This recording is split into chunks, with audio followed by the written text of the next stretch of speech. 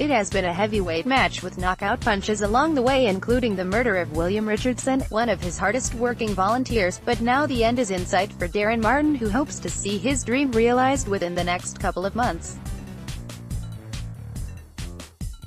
Mr. Martin, 38, saw this dream disappearing until the Ewanrigg Local Trust (ELT) stepped in with a £25,000 grant from its community piggy bank. This has allowed a roof to be funded and water and electricity supplied to the new Maryport Amateur Boxing Club at Maryport Boys Club on Ennerdale Road.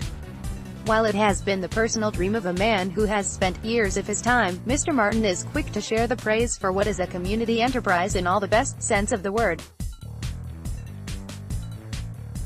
"I can't tell you how many volunteer hours have gone into this, but it is in the thousands," he said. Mr. Martin, who was born in Maryport, learned to box in Whitehaven because there was no club in his own town. He wanted to see something for young people in the town, so began the Maryport Amateur Boxing Club, which met first in the Thai Boxing Club on Kirkby Street and then Netherhall Rugby Club. "They were great, but we needed somewhere where we could come and go as we pleased and somewhere where we could offer young people, especially, free boxing and fitness training. When the Boys Club offered space, the dream of building a boxing club onto the building began. The land was owned by the Boys Club in Allerdale, who gave it to us for free. Architect Tom Short gave his services for free, and he and County Councillor Keith Little guided us through the planning process. Local men Tony Howard, Robert McAvoy and Jason Loden were there to help from the beginning of the project to the end, as were fellow coaches Paul Carter and Barry Denwood. There was another dedicated volunteer, William Richardson, who was murdered in Maryport Town Centre in August last year. His contribution will not be forgotten. We are going to frame a pair of his boxing shorts and are also getting tributes for the various club for which he boxed to be put on a plaque on our wall. The tragedy was an horrific blow and there were more obstacles to come. But there was no shortage of goodwill.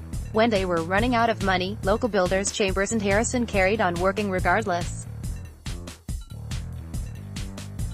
The club raised £15,000 of its own money and was able to get grants from Allerdale Council, Cumbria Constabulary, the Francis Scott Trust and Maryport Round Table.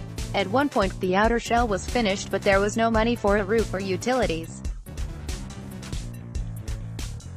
That's when the ELT stepped in, and Chairman Sharon Barnes said the organization was delighted to help. "This is something that will benefit our community and is community working at its very best. So much has been done by volunteers and this facility will be a huge asset to Ewanrigg and Maryport," she said. Mr. Martin said around £100,000 has been spent on the club, but that takes no account of all the volunteers' contributions. "Once we are finished, this club will be free to young people especially. We have 40 or more junior members now, including my 6-year-old daughter Emmy, who has really taken to boxing. We also have around 20 to 30 senior members," he said.